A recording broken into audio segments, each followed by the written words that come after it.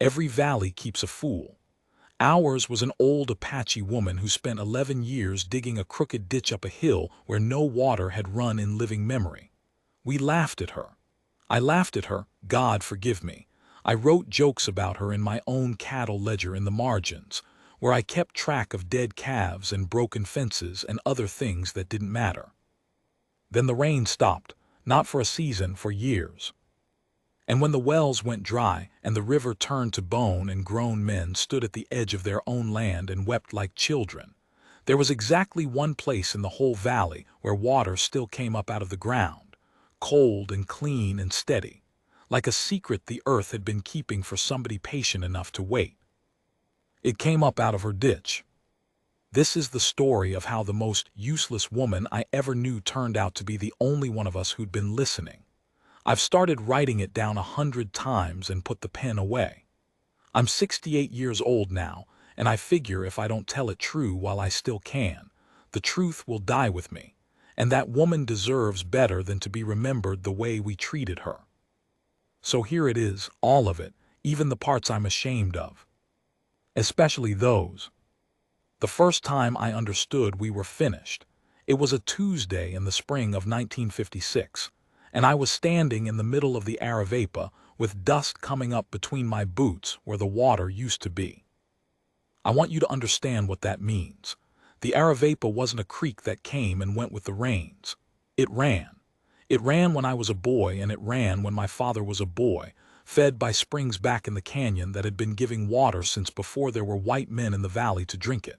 You could set your life by that creek. We did. 3 generations of Hadleys built fence and ran cattle on the strength of a creek that had never once failed us. And now I was standing in the bed of it, and there was no creek. There was a long, pale scar of cracked mud running off toward the canyon mouth, and the cracks were wide enough I could have dropped a silver dollar edgewise into any one of them. A dead carp lay curled near the bank, dried to the color of an old saddle. The cottonwoods along the banks were going yellow in April, dropping leaves like it was the end of October, trying to save themselves the only way a tree knows how. I took off my hat. I don't know why. It felt like the kind of thing you do when something's died. I should tell you who I am, since I'm going to be the one telling this. And you ought to know what kind of man is doing the telling, so you can judge for yourself how much to trust him. My name is Russell Hadley. Most everybody called me Russ. I ran 400 and some head on a stretch of country east of the Galliuro Mountains, in the part of Arizona that the rest of the world doesn't think about and never has. I was 48 that spring. I'd buried my wife, Marion, 6 years before, of a thing in her stomach the doctor in Safford couldn't name and couldn't stop, and I'd been running the place alone ever since with a hired man named Telt who didn't talk much, which suited me, because by then neither did I. I'll tell you my one peculiarity right up front because it matters to the story. I wrote things down. Not a diary, I'd have been embarrassed to keep a diary. A ledger. A big green cloth-bound account book where I was supposed to keep track of the cattle business and where I mostly did, but where I also, over the years, started writing other things. Weather, prices, who died, what I thought about it. Little sour jokes to myself in the margins, because there was no one left in the house to say them out loud to. Marion used to laugh at my jokes. After she was gone, the ledger was the only one who would, and it never laughed, but it never told me to hush either. I mention this because that ledger is how I know exactly what I thought about Inez in those years. I can't pretend I was kinder than I was. The proof is in my own hand. Inez. That was the name she went by.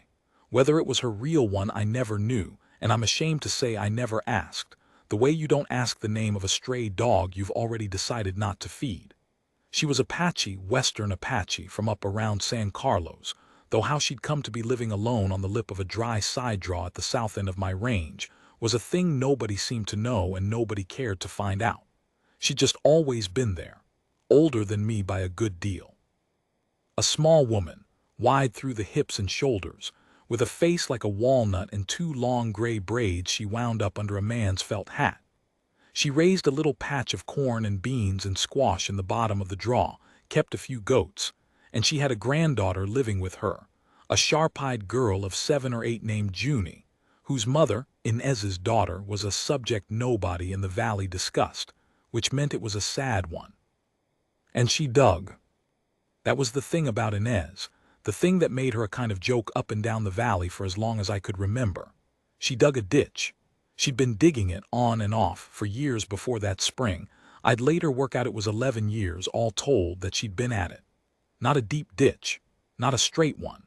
A shallow, snaking trench maybe 2 feet across and a foot deep, running along the side of the long, brushy slope that rose up from the back of her draw toward the foot of the Galliuros. It didn't run downhill the way a sensible ditch runs, the way you'd cut a ditch to carry water somewhere. It ran across the hill, sideways. It wandered along the slope following some logic that wasn't visible to anybody but her, dipping where the land dipped, curving out around little rises, doubling back on itself, with low earthen humps thrown up on the downhill side and shallow pits dug here and there, along its length where it widened out into something more like a series of little catch basins than a ditch at all. It went nowhere. That was the whole joke. It started nowhere and it ended nowhere. It didn't connect to the creek and it didn't drain a field and it didn't water a crop. It just ran, lonely and crooked, around the side of a dry hill, in a country where it almost never rained, dug by an old woman who carried the dirt out 1 bucket at a time on the end of a wooden yoke across her shoulders. An old woman with no man and no money and no reason that anybody could see. We had a name for it, Inez's ditch. You'd say it the way you'd say a man was a few bricks shy. Saw old Inez out at her ditch again, and whoever you said it to would shake his head and maybe smile, and that would be that. 11 years of one woman's labor summed up in a headshake. I'll show you exactly how I thought about it. I went back and found the page. In my ledger, on a date in the fall of 1953, between an entry about selling 40 steers in Wilcox and an entry about Telt breaking a finger, there is a line in my own handwriting that says, "Past Ice Ditch. She's near the top of the hill now. 8 years digging a road for water that don't exist. There's faith and there's foolishness and I can't tell which is sadder." That was me. That was the man I was, sitting up on a good horse with a full creek behind me and a profit in my pocket, feeling sorry for her. Feeling, if I'm honest, a little superior. A little smug about my own good sense. That's the part that's hard to write.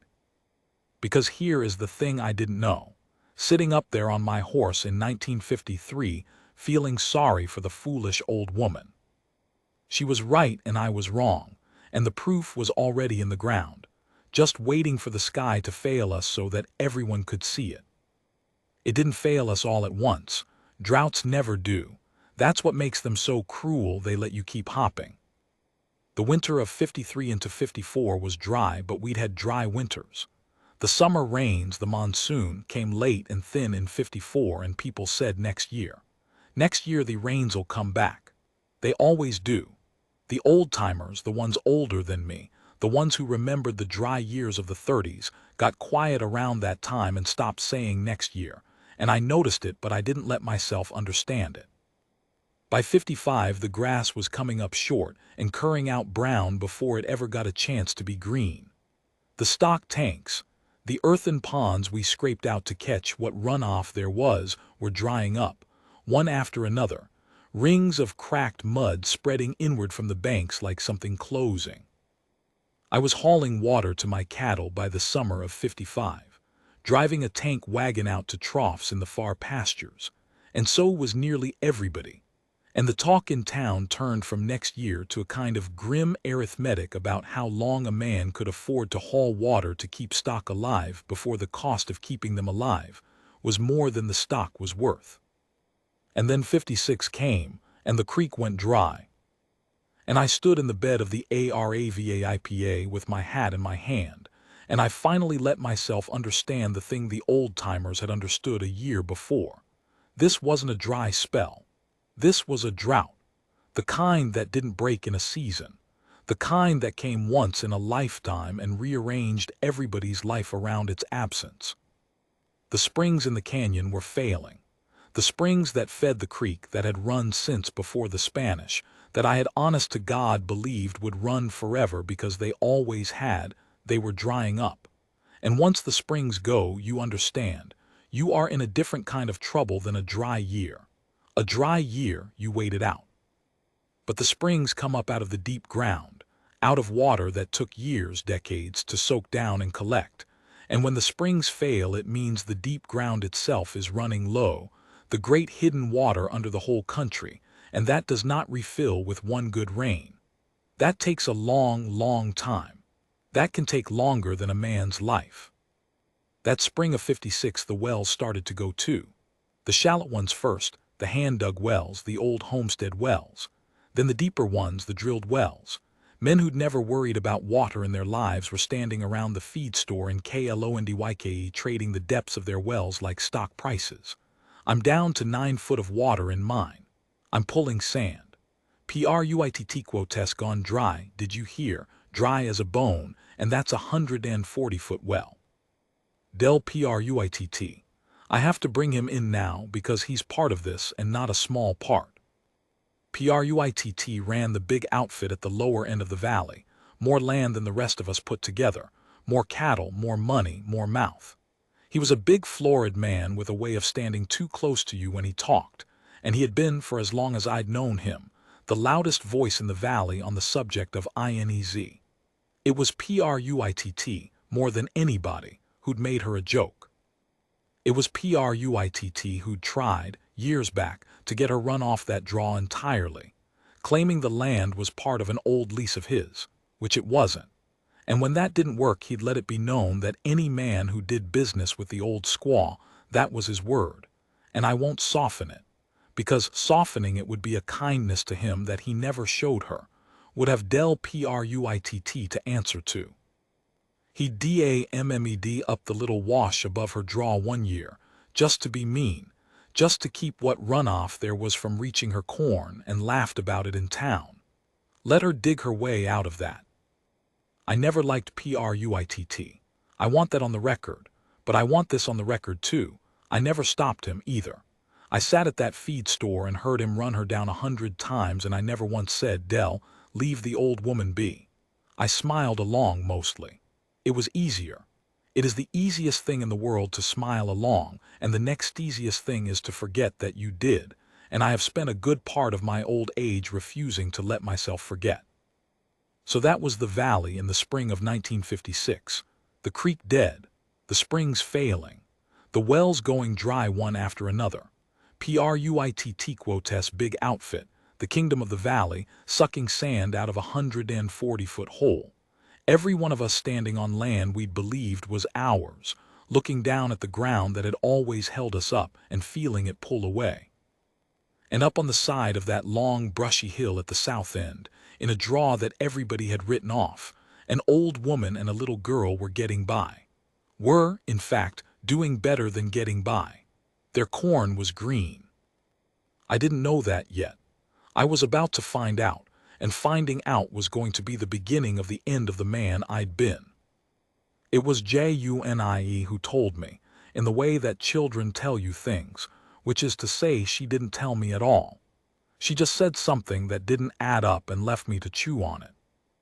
I'd ridden down to the south end one evening in early June, looking for a bunch of cows that had drifted off in search of water. They'll do that, in a drought, walk for miles toward the smell of it. And I came on the girl out past the mouth of INEZ quotes draw, hunting some of those same goats that were forever wandering off. She wasn't afraid of me. That was the first thing I noticed. Most kids in the valley were taught to keep clear of the ranchers, and an Apache girl had more reason than most.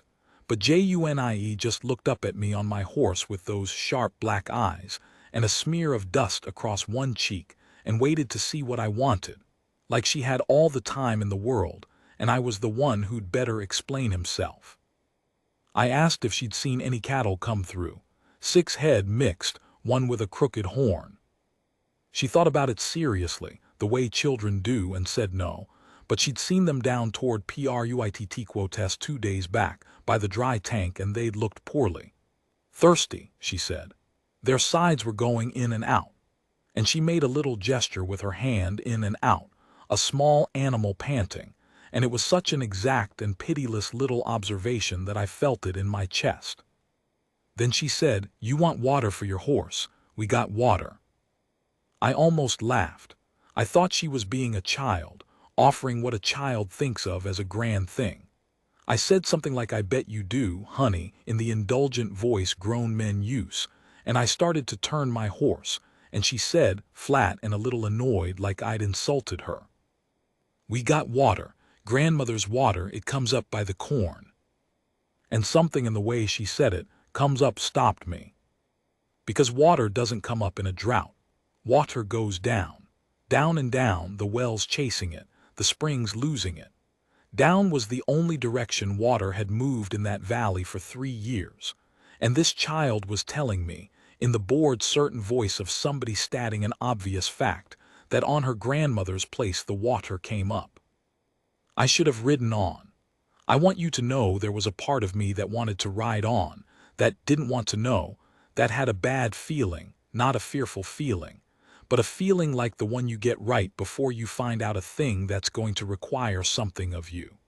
The feeling that knowing this is going to cost you the comfort of not knowing it. I followed her instead. She led me up the draw on foot, me leading my horse, in the long gold light of that June evening with the heat finally easing and the cicadas going in the brush. And the smell, I remember the smell, because it had been so long, the smell of green, of growing things, of dirt with the damp still in it, in a valley that smelled everywhere else of dust and dry manure and dead cottonwood. Draw smelled like June was supposed to smell.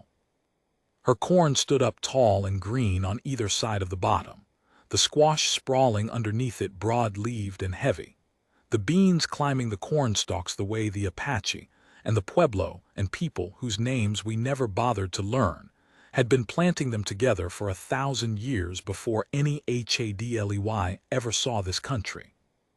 And there was Inez, down on her knees at the edge of her corn, doing something with her hands in the dirt, her old hat pushed back, her gray braids hanging.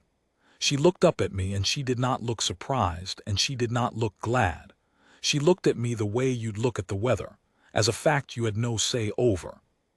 Behind her, at the upper edge of her field, where the bottom of the draw met the foot of that long hill she'd spent 11 years digging across, the ground was dark, wet dark. There was a low place there, a wide shallow basin she'd shaped, and the soil in it was the deep brown of wet earth, and at the lowest point of it I walked closer. I couldn't help it, I had to see. At the lowest point there was a slow seep of clear water, no bigger around than a wagon wheel, welling up out of the ground and lying there bright in the last of the light, and from it a thin dark thread of damp ran down into her corn. Water, coming up out of the ground. In June of 1956, in a valley where the creek was dead and the springs had failed and Del Pruitt's 140-foot well was pulling sand. I stood there a long time. I don't know how long. Long enough that my horse got bored and started nosing at the corn, and June scolded him off it. Then I did the thing I'm least proud of in this whole story, and I'm going to tell it to you straight, because the whole reason I'm writing this is to tell it straight. I looked at that water coming up out of the ground, that impossible water, that miracle, and the first clear thought that formed in my mind, the very first one, was not "thank God," and it was not "how," and it was not "what does this woman know that the rest of us don't." The first clear thought in my head was, Pruitt can't find out about this. Not to protect her. I want to be exact about my own meanness here. I didn't think it to protect her. I thought it because some low, grasping part of me had already started calculating, already started thinking about my 400 head and my dead creek, and what a slow, steady seep of water might be worth to a man in my position. And that part of me understood, instantly, the way a thief understands a lock, that if Del Pruitt found out there was live water on that draw, an old Apache woman and a little girl would not be able to keep it. And I would. That was the thought. I'm 68 years old and I can still feel the exact shape of it, cold and quick and certain, the thought of a man who, when he finally saw the miracle, started figuring how to take it. Inez was watching my face while I thought it. I have wondered for 30 years how much of it she could read there. She didn't say anything. She just got up off her knees slow, with a hand on her hip the way old people do, and she picked up a gourd dipper from beside the seat, and she filled it, and she held it out to me. Not to my horse, to me. "Drink," she said. It was the first word I ever heard her say. I took it. The water was cold. So cold it ached my teeth, cold the way only deep ground water is cold and sweet, with a faint mineral edge to it like the canyon springs used to have before they died. I drank the whole dipper standing there in her green corn with the cicadas going and the light failing, and it was, I think, the best water I ever drank in my life, and the most shameful because of what I'd just been thinking while she poured it. "How?" I finally managed to say, just the one word, "how?" And the old woman looked at me and looked past me at her crooked, pointless, 11 years in the digging ditch running away along the side of the hill, the ditch we'd all laughed at, the ditch I'd written off in my own ledger as the saddest kind of foolishness, and something crossed her face that I would not understand for a long time. It wasn't triumph. I expected triumph and there wasn't any. It was closer to grief. "You people," she said, "are always asking how, like it just happened." She handed Junie the empty dipper. "It didn't just happen, I did it. For 11 years I did it while you all watched and laughed." She turned back to her corn. "You want to know how," she said, not looking at me. "Come back when you're ready to know why." I didn't sleep that night, and it wasn't the heat. I lay in the dark in the house Marion and I had built, listening to the windmill creak over a well I knew was getting shallow, and I kept tasting that water. Cold enough to ache, sweet with that mineral edge. The taste of the canyon springs from when I was a boy, springs that were dead now, springs that the whole valley had given up for gone. And here it was, that same dead water, alive again, coming up out of the ground at the bottom of a draw everybody had laughed at. "Come back when you're ready to know why." I got up before light. I told Telt I had business at the south end and I'd be gone the day, and I rode down there in the gray of dawn with the question working in me like a splinter. I want to be honest about why I went back. It wasn't kindness. Not yet. It was that splinter that I had seen the impossible and I could not rest until I understood it. And underneath that, lower down, in the part of a man he doesn't look at directly, that other thing was still working too. The calculation. 400 head. A dead creek. A slow, steady seep that nobody but a child and an old woman knew about. I told myself I'd put that thought away. I hadn't. You don't put a thought like that away. You just stop looking at it and it keeps working in the dark, and that's worse. She was up when I got there. Of course she was. I never once, in all the time I knew her, arrived anywhere before Inez was already awake and already working. She was down at her little orchard. She had 4 old peach trees and 2 apricots at the lower end of the draw, gnarled things, and they were bearing hard green fruit hanging thick where every other tree in the valley had thrown its leaves in April to keep from dying. She was up on a 3-legged stool tying up a branch that had split under the weight of its own fruit, and she looked back over her shoulder at me, and she didn't say good morning. She said, "You came back fast. You said come back." I said come back when you were ready. She climbed down off the stool, careful both hands. "You ready?" I didn't know what she was asking. I said so. I said I didn't even know the question. That seemed to satisfy her more than a clever answer would have. She wiped her hands on her skirt and looked at me a while, and then she said, "Sit down. You're too tall standing there. You make me tired to look at." So I sat. On the ground in the dirt, in my good boots, like a boy, because there wasn't any place else, and an old Apache woman sat on her 3-legged stool above me, and that was how I came to learn the thing the whole valley had spent 11 years refusing to learn. She didn't tell it the way I'm telling it to you. She told it sideways in pieces, over that whole long day and a half a dozen days after, with corn to be tended in between and goats to be cursed at and Junie running in and out, and I've put it together into something straighter than she ever said it, so you'll have to forgive me if it sounds tidier than the truth. The truth came in fragments, the way the real things always do. She was born at San Carlos, the reservation. She didn't say the year and I didn't ask, but she'd have been born, I worked out later, sometime in the 1880s, which means she came into the world right at the tail end of the worst of it. The wars, the surrenders, the trains east with the prisoners on them. She was Western Apache. Her people had not always lived at San Carlos. They had been put there. That was a word she used, put, the way you'd say where you put a thing you didn't want. And where they'd been put was a stretch of bad bottom land along the Gila that the government had decided was good enough for Apache, hot as a stove lid in summer, where the river ran high with sickness and low with thirst. And where, she said, in the years when she was a girl, a great many people she loved had died of the water. Of bad water and of no water, and of the kind of slow dying that happens to people who have been taken off the country that fed them, and set down on country that won't. You think this is a drought, she said to me on that first day, gesturing out at the dead valley with her chin. This, she made a small contemptuous sound. This is one bad time. We have one bad time, we wait, the rain comes back, you go on. You know what I grew up in? I grew up in a drought that was made. A drought with a man's name on it. They moved my people off good water onto bad on purpose, so that we would be too busy dying to be any trouble to anybody. That's a drought you don't wait out. That's a drought, that's policy. I didn't have anything to say to that.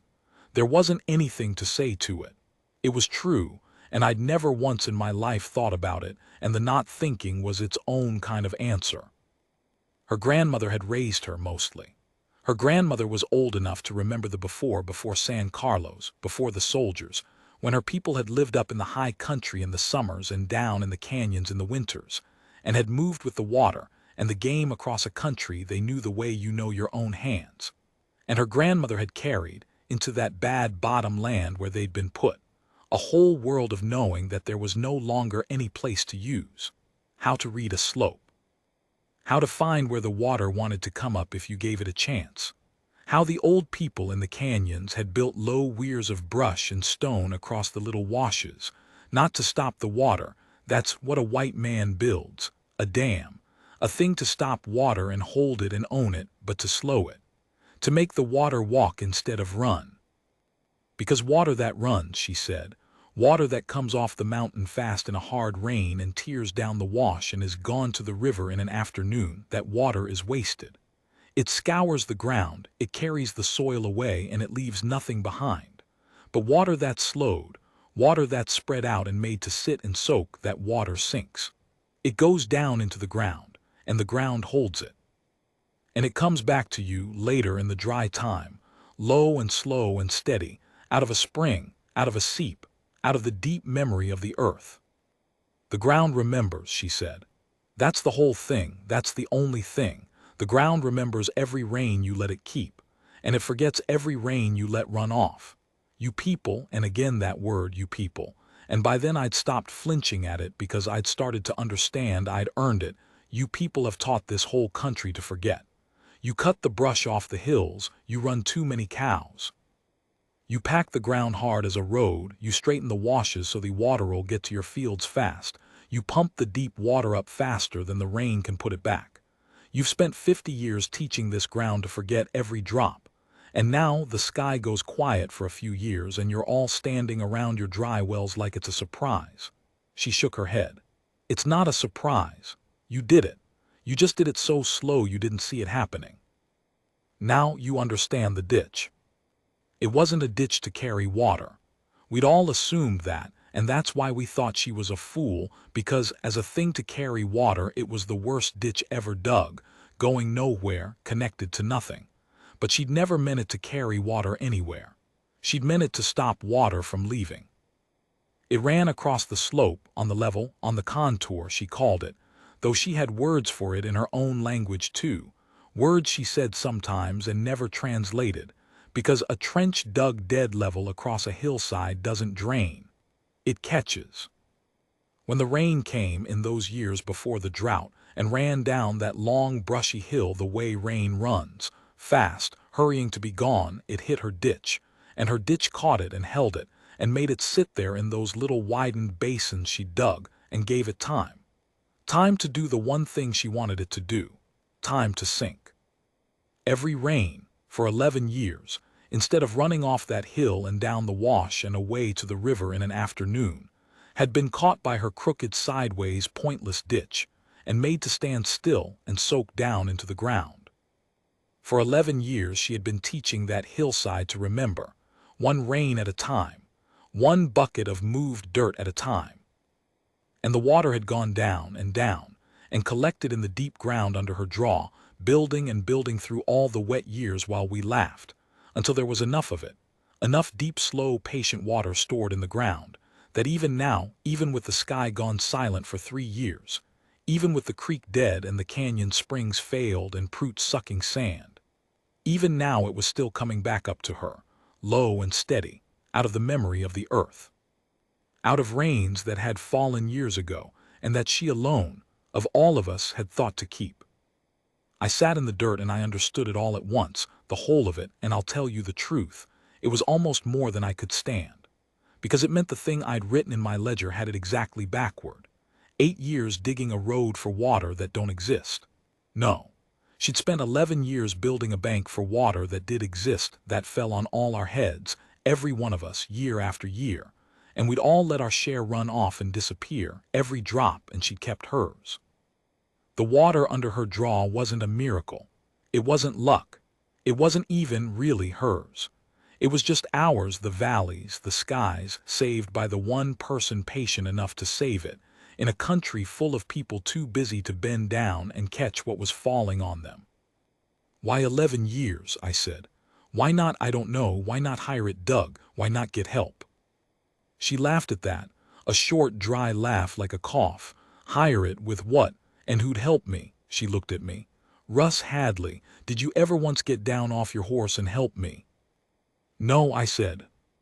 No, she nodded slowly. So, 11 years, one woman, a bucket and a yoke. She was quiet a moment, then lower in a different voice, and it was something to do after. After what? I said. And the second the words left my mouth I knew I'd asked something I shouldn't have, because of how her face went.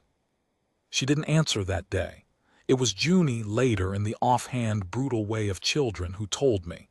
Inez had had a daughter, Junie's mother. She'd gone to work in town, in Globe, cooking and cleaning for a white family, because there was no living to be made any other way, and she'd come back to the draw one winter sick. The kind of sick the doctor in town wouldn't trouble himself over for an Apache girl with no money, and she died in that draw in Inez's arms in the space of a week, leaving a baby that was Junie. And Inez had buried her own daughter up at the head of the draw, up where the ground was wet now, up near where the water came back. And the spring after she buried her, that was the spring she'd taken up the bucket and the yoke and started to dig. 11 years, and it was something to do after. I have thought about that more than almost anything else in this whole story. That a woman could take the worst thing that ever happened to her, could take a grief that would have folded most of us up and put us in the ground beside our child, and turn it, day by day, bucket by bucket, into the one thing that would, 11 years later, keep an entire valley of the people who despised her from going under. That she dug that ditch the way some people drink and some people pray, to keep from dying of it. And that the ground took her grief and her labor and her patience and held onto it, and gave it back, years later, as water, as the thing that meant her granddaughter's corn was green when everything else was dead. The ground remembers. She wasn't only talking about rain. I started going down there. I'm not going to pretend it was noble. At first it was that splinter, the wanting to understand, and then it became something I didn't have a name for and still don't, exactly, a hunger to be around the only thing in that whole dying valley that wasn't dying. I helped a little. She let me eventually, after making me feel the full weight of 11 years of where were you. I cleared brush out of the lower basins. I helped her shore up a place where the bank had slumped. I brought tools, a good shovel, a mattock, and she took them without thanks and used them, and that was thanks enough. Junie warmed to me. She'd ride double behind me when I went out after my drifting cattle, those sharp eyes spotting cows in the brush before I ever did, and she'd narrate them thirsty. That one's lame, that one's got a calf hid in that flat, pitiless little voice. And I'd laugh, and it had been a long time since I'd laughed. And the whole time, the valley was dying around us. It got worse through that summer in a way that's hard to describe to anybody who hasn't watched a country die. The monsoon came in July, and it came wrong, 2 storms, hard and fast and mean, that dumped an inch of rain in 20 minutes on ground packed too hard to take it, so that all of it ran off in a flash flood that tore down the dry washes and was gone to the Gila by dark, leaving the ground as dry as before and a little worse, the topsoil scoured off and carried away. Inez stood at her ditch during the second of those storms. I was there. I'd ridden down ahead of it, and she watched her basins fill and hold and sink that water into her ground, while the same rain ran straight off every other hill in the valley and disappeared, and she didn't gloat. I keep telling you she never gloated, and you may not believe me, but it's true.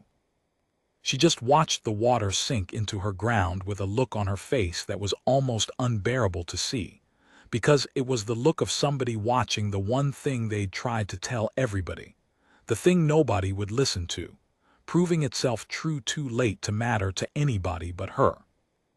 "It's not enough," she said to me over the noise of the rain. "You see, one storm, it runs off everywhere else. One storm like this every year for 30 years and we could have saved this whole valley, every hill in it. We could be standing in water." She turned and looked at me, soaked through, her braids come loose, an old woman in the rain.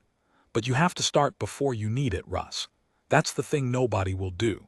You have to dig the ditch in the wet years when you're a fool for digging it. By the time you need it, it's too late to start." By August, Prout was losing cattle. We all were, but Prout had the most to lose and lost it loudest. His big tanks were dry. His famous deep well was finished, pulling more sand than water, the pump burning up. He was hauling water like the rest of us, but you can't haul enough for an outfit his size, not for long, and his cattle were dying in the lower pastures, dying on their feet, walking in slow circles around dry troughs.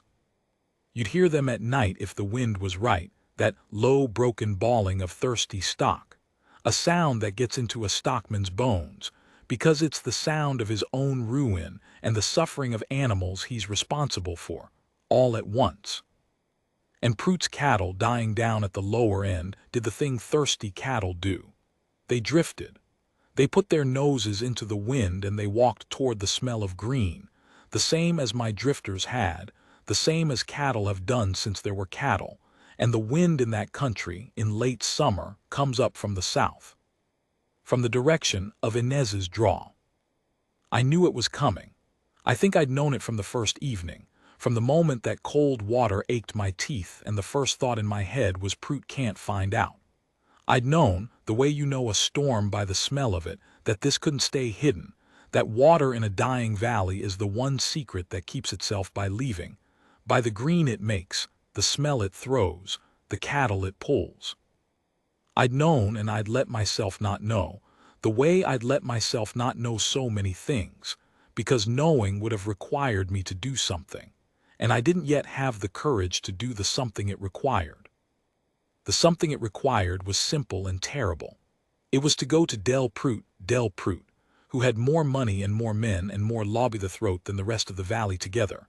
Del Prout, who had spent 30 years calling that old woman a squaw and a fool, and trying to run her off her own ground, and stand between him and the only live water left in the valley, on behalf of an Apache woman and a half-orphaned child.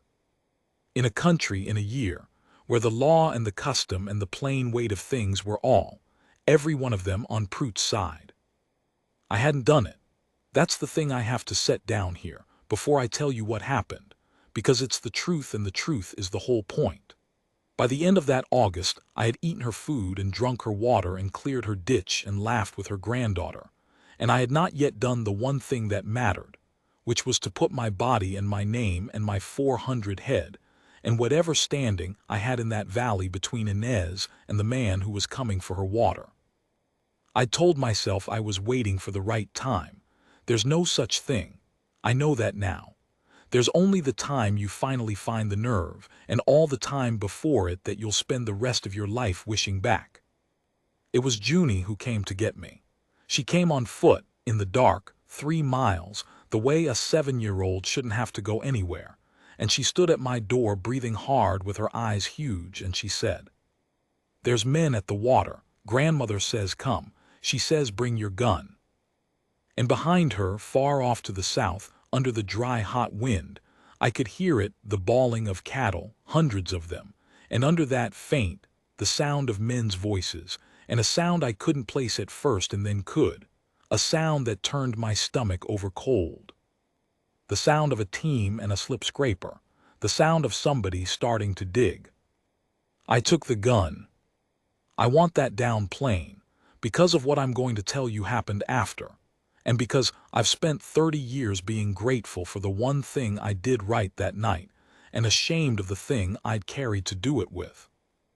I took the .3030 down off the pegs over the door with Junie watching me with those huge eyes, and I saddled in the dark with my hands not quite steady, and I rode for the south end with a half-orphan child up behind me holding onto my belt, 3 miles under a sky with no moon and too many stars, toward a sound that got worse the closer we came. You have to understand the sound. I'd been a stockman my whole life, and I'd never heard anything like it, and I hope to God I never do again. Cattle, hundreds of them. Prout's cattle, the ones that hadn't died yet, that had drifted on the south wind toward the smell of green and water, and were now packed up against the brush at the mouth of Inez's draw in the dark, dying of thirst within 50 yards of more water than they'd smelled in months, and bawling. A sound that isn't anger and isn't fear, exactly. It's worse than either. It's the sound an animal makes when it's suffering and doesn't understand why, and there's no end to it. It rolled up out of that draw in the dark like something physical, like a pressure on the chest. And Junie's grip on my belt tightened, and I felt her face press into my back, and I understood that this little girl was more frightened of that sound than she was of the men. And there were men. I saw the lantern light first, swinging, 3 or 4 lanterns up at the head of the draw where the water came back. Then I made out the team, Prout's big mules and the slip scraper, that wide steel scoop on its handles that you drag behind a team to move dirt fast, and I understood what the sound I couldn't place had been. They were digging.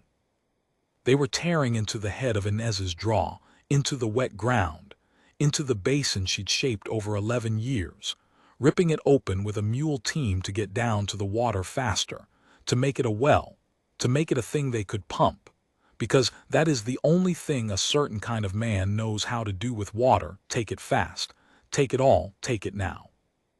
Inez stood between the diggers and the seep, a small old woman in a man's hat, with a shovel held across her body, not raised, just held, standing in the lantern light in front of a hole full of greedy men and a team of mules, with her granddaughter's whole future in the wet ground at her back, and not one single thing on God's earth on her side except the fact that she would not move. Del Prout was up on his horse to the side of it, big and florid in the lantern light, directing it all, and when I rode up he turned and saw me, and I watched his face do an ugly arithmetic. Saw him take in that I'd come, that I'd brought a gun, that I'd brought the child, and saw him decide, the way his kind always decides, that it changed nothing. "Hadley," he said, "good. You can witness she's interfering. This is dead water nobody's using and a public." "It's not dead water," I said, "and it's not nobody's, it's hers. She dug it." "She dug a ditch," Prout said, and he laughed, that big easy laugh he'd been laughing at her for 30 years, the laugh that the whole valley had laughed along with, the laugh I had smiled along with at the feed store more times than I could count. "She dug a crazy ditch and got lucky and hit water, and now there's 2,000 head dying in this valley, and I'm not going to stand by while one crazy old squaw sits on the only." "Get off her ground, Del." It came out of me quieter than I meant it to. I'd thought, riding down, that if it came to this I'd be shouting. I wasn't shouting. I had the rifle across my saddle, not pointed at anybody, just there, and I was looking at a man I'd known 30 years and disliked 30 years and never once stood up to. And I found that my voice had gone very quiet and very level, the way it does when you finally stop being afraid of a thing because you've understood there's something you're more afraid of. What I was more afraid of was being, for the rest of my life, the man who'd watched. "You don't want to do this," Prout said, and his voice had changed too, gone low and dangerous, and his men had stopped digging and were standing very still in the lantern light with their tools in their hands, watching the two of us, and I understood that we had come, all of us, in the space of a minute, to the edge of something there was no coming back from. The cattle screamed in the dark. A mule stamped. Somewhere a lantern guttered. And it was right then, in that held-breath second before somebody did something nobody could undo, that Inez did the thing I never saw coming. The thing I have turned over in my mind 10,000 times since and have never gotten to the bottom of. She put down the shovel.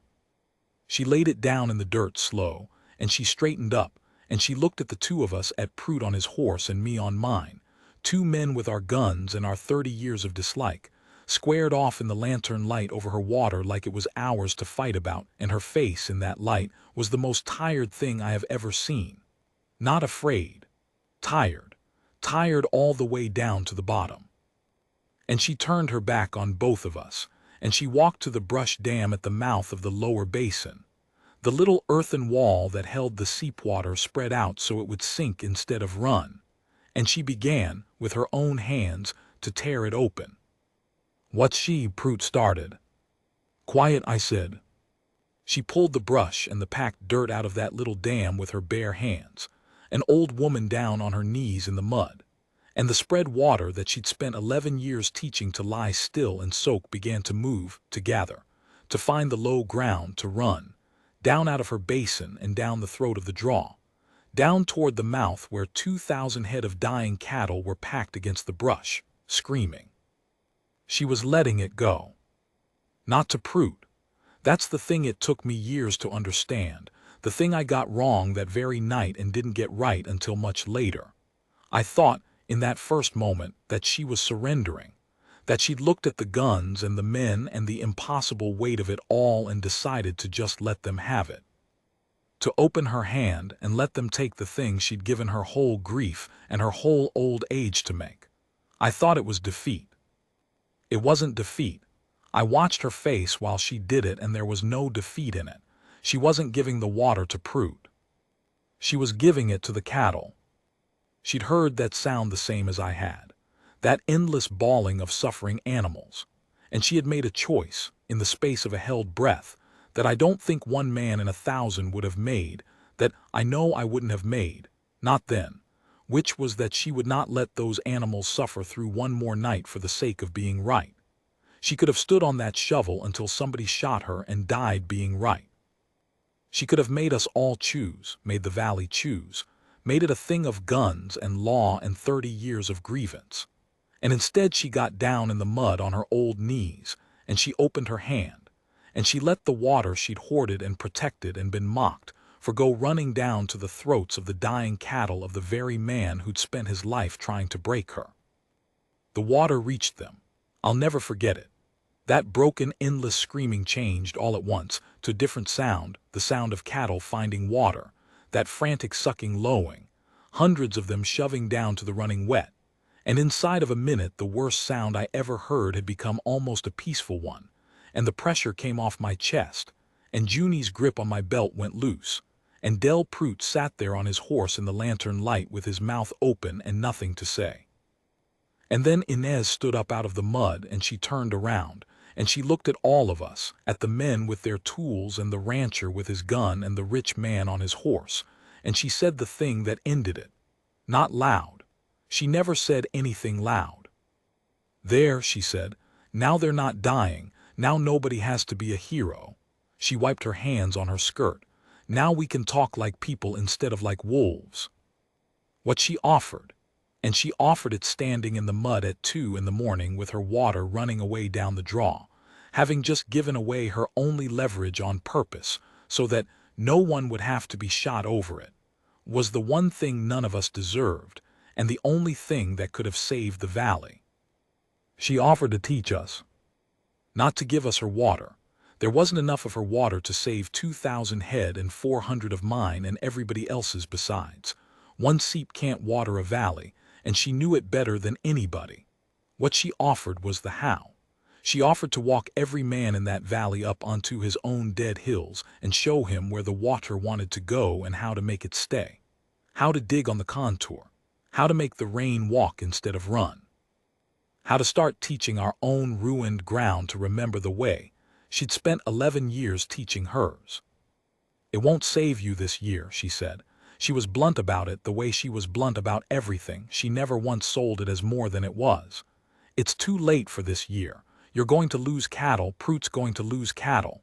She looked at him when she said it, not unkindly, just truly.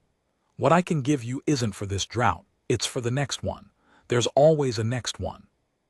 The only question is whether you spend the wet years getting ready for it like I told you to, or whether you spend them laughing at the next fool who's digging. Prute didn't say anything. I want to tell you that Del Prute was changed in that moment, that he got down off his horse and took the old woman's muddy hand and begged her pardon for 30 years. He didn't. Men like Prute don't change in a night, and I'm not going to write a lie to make you feel better about it. What he did was sit on his horse a long while looking at his cattle drinking the water of the woman he despised, doing this arithmetic he was always doing. And what I think happened, the most I'll claim happened, is that the arithmetic finally came out a way that made the old woman more used to him alive and teaching than dead and right. He told his men to load up the scraper. He rode off without a word. That was Prute's whole conversion, such as it was. He stopped digging, and the next spring, when she started showing the valley how, he sent 2 of his hands to learn, and he never said thank you, and he never stopped calling it her ditch in a tone that meant fool, and he died 10 years later a smaller man than he'd been, watching outfits half his size do better than his because they'd listened harder. But the rest of the valley, that's a better story, because the rest of the valley, the smaller men, the men who'd laughed at her the same as everybody but who didn't have Prute's pride to lose, they came. Slow at first. A few that next spring, hat in hand, down to the draw to ask the old woman if what they'd heard was true. And she taught them. Lord, she taught them. She'd take a man up onto his own hill and walk it with him for an hour, reading it, her chin pointing here and there. And she'd show him where to put his ditches. And she'd make him swear to dig them level, level. She'd say, level, or you've wasted your sweat. Water can't read your good intentions, only your level. And she'd come back a season later to inspect. And she'd cuss a man up one side and down the other if he'd gotten it wrong. And the men took it, grown men, hat in hand. Took a cussing from an old Apache woman about contour lines, because they'd seen her green corn in the worst year any of them would ever live through. And you can argue with a man's words, but you can't argue with his corn. The drought broke in 57, not all at once. They never do. But the rains came back that summer and they came back the next, and slow, over years, the deep ground started to fill again. The creek came back not the way it was, not for a long time, but it came back, the Aravaipa. The springs in the canyon ran again. Water I'd thought was dead forever, and you'd think that would be the end of it. The rains came back and everybody forgot. Some did forget. That's the truth and the sad part of it. Some of those same men, once their wells filled back up and their tanks held again, let their ditches slump and grow over and didn't bother to keep them. The way you stop carrying an umbrella the minute the weather turns fine. You have to dig the ditch in the wet years when you're a fool for digging it. She told me that in the rain, and it turned out the wet years are exactly when people can't bear to. The lesson doesn't keep. That's the thing about it. The ground remembers, but people forget the second it's comfortable too. But not all of them. Enough of them kept their ditches that the valley today, the parts of it where men still keep the old woman's contours scratched across the hills, those parts came through the next dry years. And there've been dry years since. There are always dry years. Better than they'd have had any right to. There are hills in that valley right now, this year, holding water in the ground because an Apache woman who's been dead a long time taught a man's grandfather how to make the rain walk. They don't all know whose idea it was. That's how it goes. You save people and they forget you saved them. That's nearly the definition of saving people. Inez didn't live to see most of it. She was old, I told you, older than me by a good deal, old already that night in the mud. She taught the valley for 3 more years, walked those hills cussing men about their levels. And then one winter she didn't get up, the way the very old don't, quiet in the draw, and Junie, who was 11 by then and not a child anymore. Not after everything, Junie sent for me and I came, and we buried her at the head of the draw, up by the wet ground, up next to her daughter, where the water comes back. I dug the grave myself. I want that down too. The man who wrote in his ledger that she was digging a road for water that didn't exist dug her grave with his own hands in the one place in that whole valley where the water had never once stopped coming up. Not in the worst year. Not ever, and I understood, leaning on the shovel with my back aching and the cold seep water making the ground soft and easy to dig, that I was burying her in the proof, that there was no better headstone in the world than that.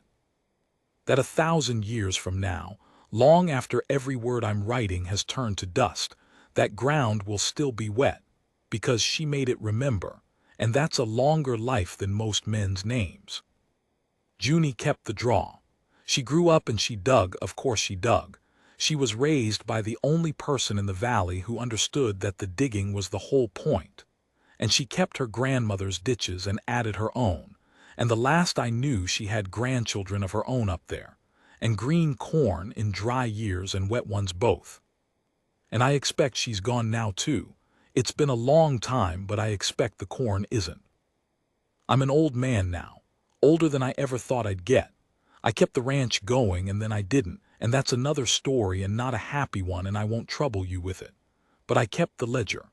That green cloth-bound book where I wrote down the dead calves and the prices and the sour little jokes to myself, where I wrote in my own hand in 1953, there's faith and there's foolishness and I can't tell which is sadder. I've still got it. I keep it on the shelf where Marion's picture used to be. And on the last page, the blank page at the back, I finally wrote the other thing. The thing I should have understood that first June evening when the cold water ached my teeth and the meanest part of me started figuring how to take it. I wrote it years too late, the way I do everything, but I wrote it. It says, I was wrong about which one was the fool. I was wrong about who in this valley was wasting their time. I had a creek that ran for free for 40 years, and I never once thought to thank it or to wonder what would happen when it stopped, and she had nothing. And she spent 11 years and her whole grief making something out of nothing while we laughed. And when the time came that everything we were sure of failed, the only thing that held was the one thing we were sure was foolish. The ground remembers. She told me that and I wrote it down, and it took me 30 years to understand she was telling me how to live. I go up to the head of the draw still when I'm able, which isn't often now. It's a long way and I don't drive so well anymore. But I went up last spring one more time, and I sat by the 2 graves in the wet ground with my hat off, the way you do when something's died, except nothing had died. That's the thing, that's the whole thing. The corn was green, and the water was coming up cold out of the ground, the same as it always has, the same as it always will, out of rain that fell on all our heads years and years ago, saved by the one of us patient enough. I didn't stay long. There wasn't anything to say that the wet ground wasn't already saying better. I filled the gourd dipper that still hangs there, where Junie's grandchildren keep it, and I drank, and it ached my teeth, cold and sweet with that mineral edge, the taste of every rain she ever kept. Then I drove home in the dry, past all the hills where men quit digging. There are always dry years coming. That's the part nobody wants to hear. There's another one coming right now. You can smell it. The wells are dropping again, and the young men are saying next year the way we did. And most of the ditches she taught us are grown over, and somewhere out there, I have to believe, there's some fool with a bucket and a yoke that everybody's laughing at.